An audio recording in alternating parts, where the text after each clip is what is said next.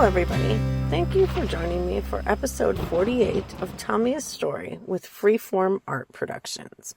Our mission is to help artists of all medias and genres promote their work and get it out to a potentially new audience. We also try to provide aspiring artists with tips and opportunities to try their hand at new types of art.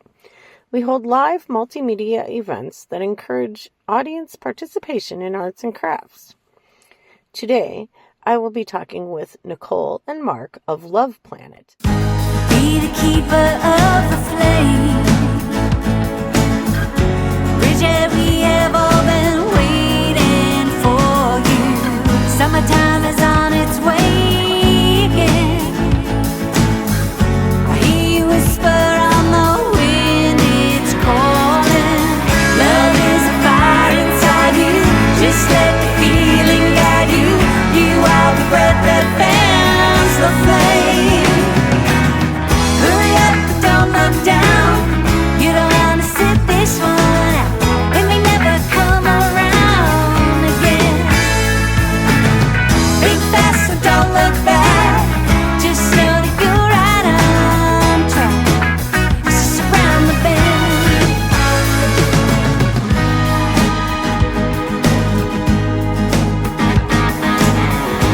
It's a heart that makes a home.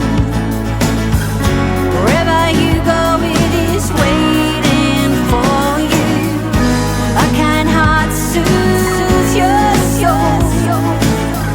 So look around, 'cause someone's waiting for you. Love is a fire inside you. Just let the feeling guide you. You are the breath that fans the flame. Hurry up, don't look down. You don't wanna sit this one out. It may never come around again. Think fast, but don't look back. Just know that you're right on track. Just around the bend. Everything that you need, everything that you dream is calling. Everything that you need, everything that you dream is calling. It's calling for you.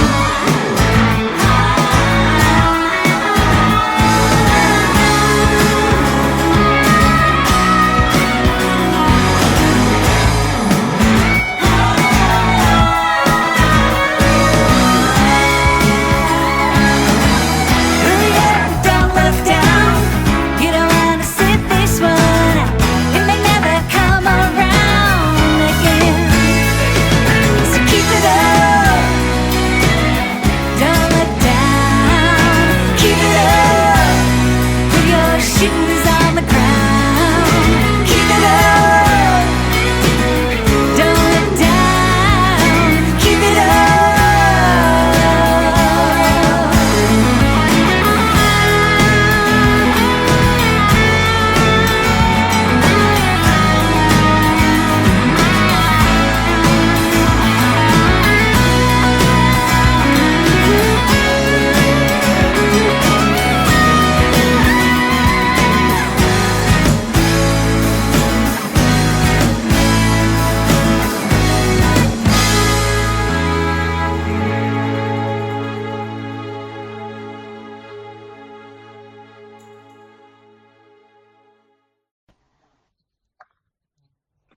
Hello, everybody.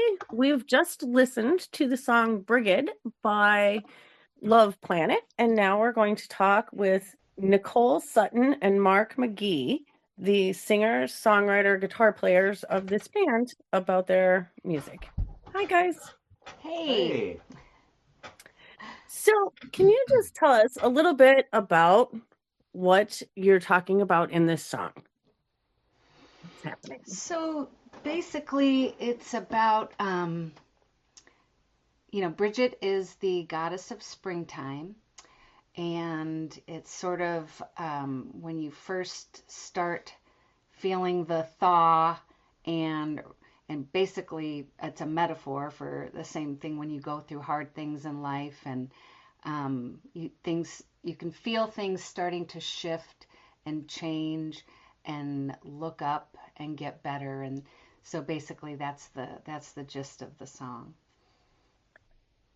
So, did something happen that inspired you to write this song? It's funny. Something probably did, but nothing specific that I really remember. It's more just something starts with a feeling and then the song will just sort of take over and speak for itself. So, when you start writing a song like this, what is your process? How do you go about it? Well, like I said, usually either a melody will come first, or in this case with Bridget, we were working on our last album was a live album, but our last studio album called Something Good. We were working on that album, and the artist that we found to do the artwork was a man from Ireland. Courtney Davis. His name is Courtney Davis, and he had just some amazing original Celtic artwork, and some of his images were of Bridget, the goddess of springtime. And honestly, I don't know if I was working on the song first or if his artwork sort of inspired it, but both were happening at the same time. So that for the process for that song in particular, the inspiration came, the artwork was there, and it was in fact written at the end of winter when the springtime was coming. So,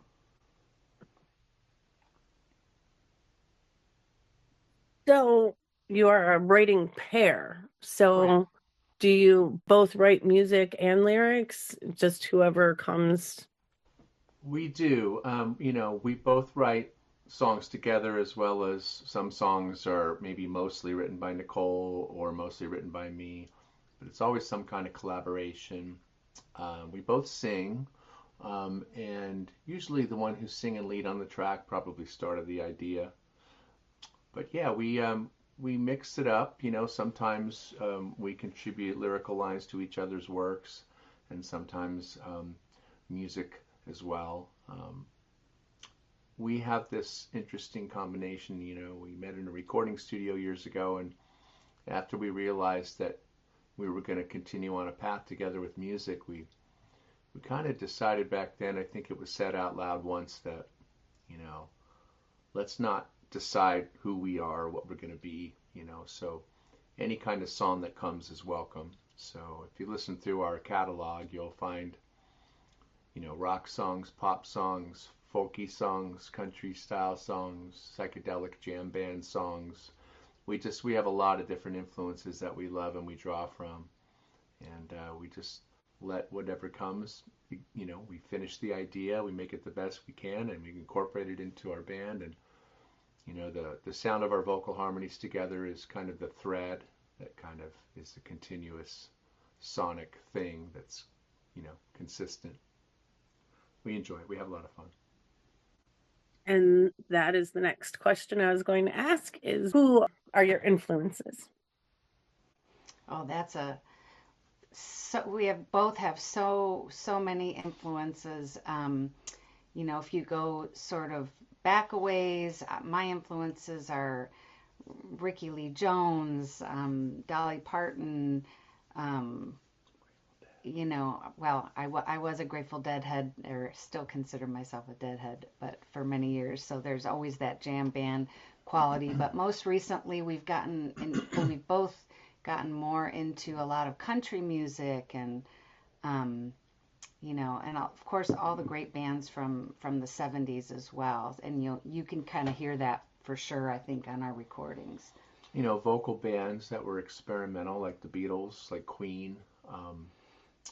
And underground classic bands like Jellyfish. And but yeah, so many. For me as a kid, it was like she said, 70s rock. The Kiss and Aerosmith and Queen and Zeppelin, and then over time it's just gotten more diverse with new age music, and Sarah Brightman and Lately, I've been getting into K-Star and old Doris Day songs and 30s and 40s swing era music. Like our music players on shuffle is like, who are you? But yeah, we love a good singer, we love a good song, and we like stuff that's real. As long as it sounds genuine, then I think the appeal is going to be stronger for us.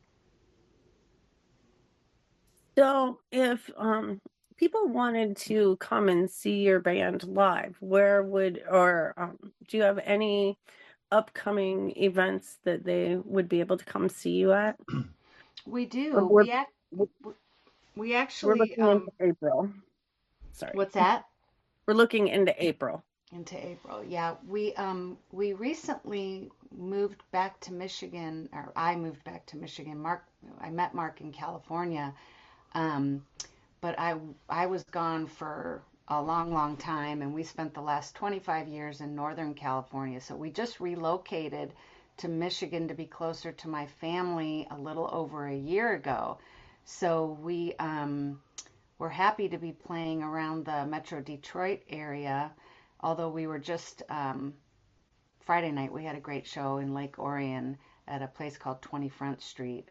But our next show Right now, April is pretty filled with prepping stuff to record. We're in the middle of recording our newest record, so we're probably going to be focusing on that. But our next in-person show at this moment is May 3rd, Sunday, May 3rd, from 4 to 7 p.m. It's an acoustic duo show at the River's Edge Brewery in Milford, Michigan. And then we'll be doing a full band show at River's Edge also on June 19th, and that'll be for their anniversary party. We also have some things coming up. In July 4th, we're up in Hillman for their celebration up there at the Band Shell. And July 18th, we're at the Beerhead Brew in Novi, Michigan. And August 7th, we'll be in Ann Arbor at the North Star Lounge. But we've got a lot of things in the works, and we're really excited about what's to come. Now, you said you're working on a new album. So what kind of direction is that taking you in?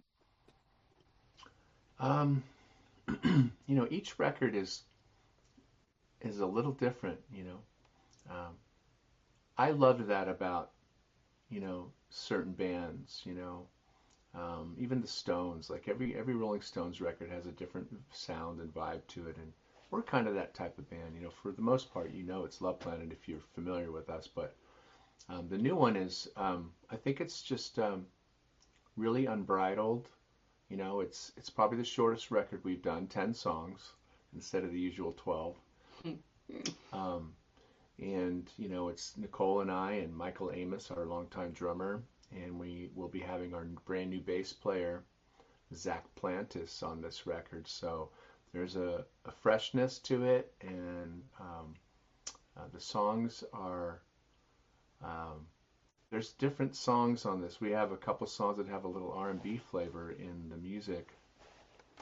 Not that it sounds like an R&B song, but it's definitely got some new influences creeping in, as well as some hard rock influences.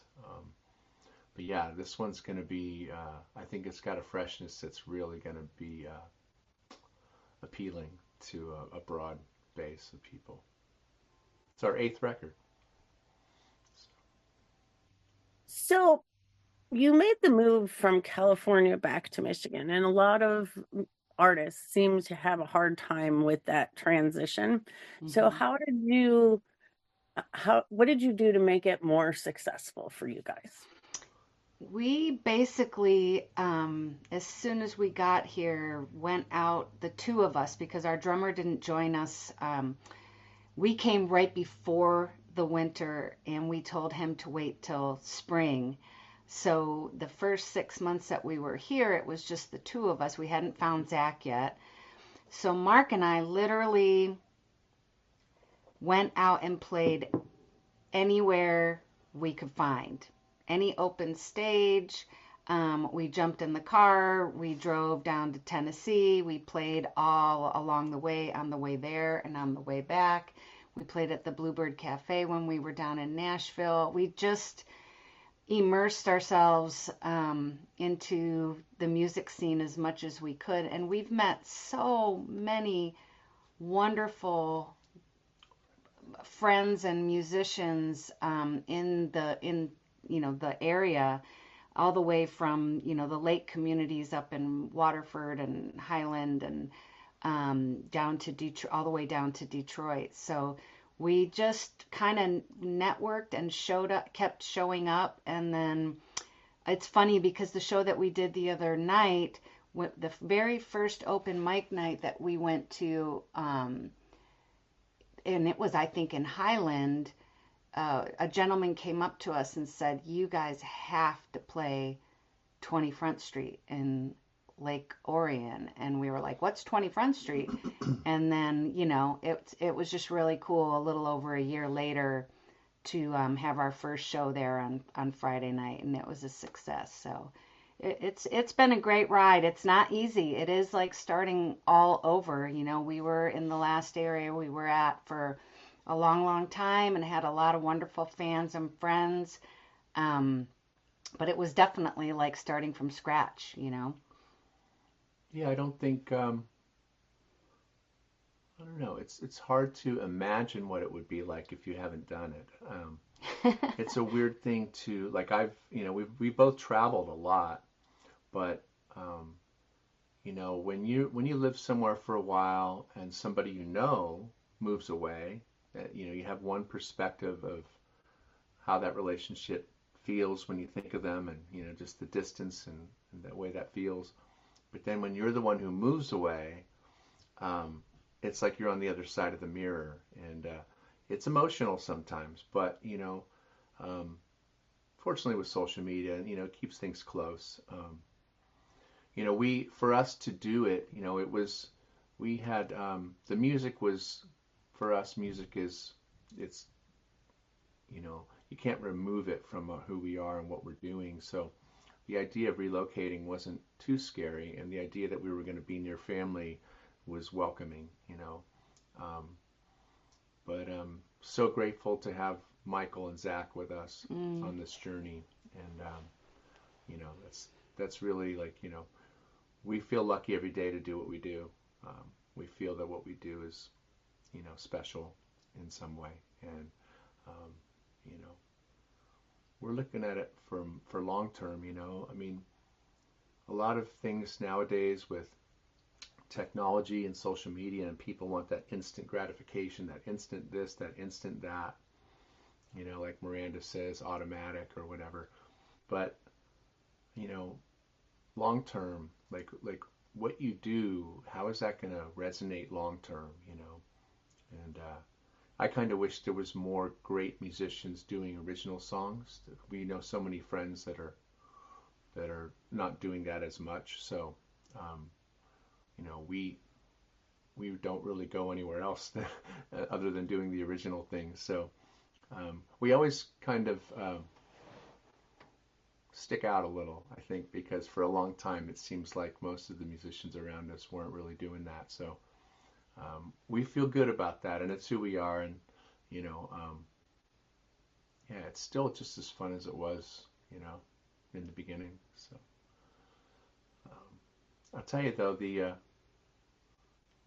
trying not to slip on the ice, that's probably the hardest thing about relocating. And so, can you tell me, if you had one piece of advice to give to an aspiring young artist, what would you tell them? You want to start with that? Yeah, I would say if you don't understand it, don't sign it. I would say be open, but stick to what feels good in your heart, first and foremost. And choose the people that you do your music with based on the type of person they are, and if you would actually want to spend time with that person more so than the connections they may have, or who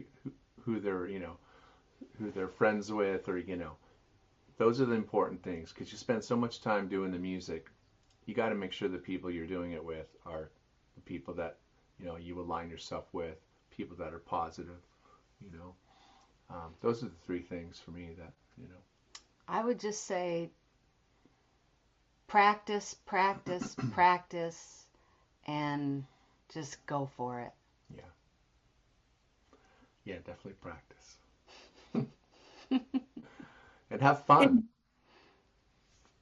do you guys have a website or something like that where people can go to listen We to your music? do. We do. Our website is LUVPLANET.net, and it's LUV, all one word, LUV, LUVPLANET.net. And basically, I think if you type in Love Planet spelled that way, you can find us on anywhere on the web and on social media. And I think you guys are on like Spotify and that, Yeah. yes? Spotify, Apple Music. But you can buy the best place to, if people want to buy the music, the best place to buy it, whether it's a digital download or the physical copies, are always, and I would say this about any independent artists, is on their website, on our website. And one reason is when you buy the downloads from our website, you actually get big fat WAV files of the songs, which are like the same as having the disc. So the quality factor is way beyond an iTunes download or an Amazon purchase. So, and we have extra goodies there too. Okay. Well, I want to thank you for coming on our show and talking to me today. And I wish you continued success here in Michigan. Thank you so much for having us. Thank you, Don Chick. Thank you for joining us for our 48th episode of Tell Me a Story with Freeform Art Productions. This is a production of Freeform Art Productions hosted by Don Chick. Intro and outro music called It's Only Natural by the Electric Glove, Mike Smith.